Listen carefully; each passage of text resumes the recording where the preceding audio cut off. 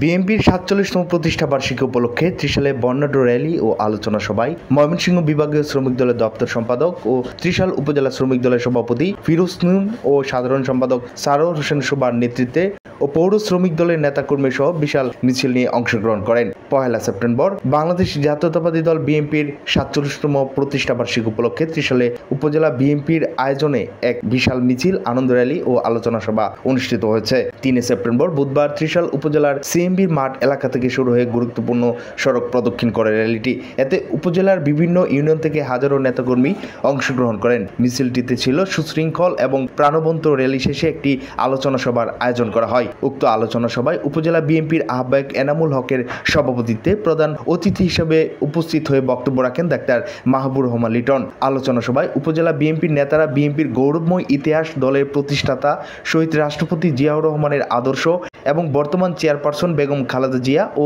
ভারপ্রাপ্ত চেয়ারম্যান তারেক রহমানের নেতৃত্বে চলমান রাজনৈতিক সংগ্রামের কথা তুলে ধরেন।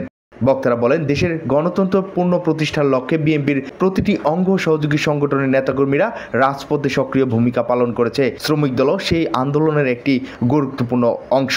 অনুষ্ঠানে শ্রমিক দলের স্থানীয় নেতাদের পাশাপাশি বিএনপির অন্যান্য অঙ্গ সংগঠনের নেতাকর্মীরাও উপস্থিত ছিলেন।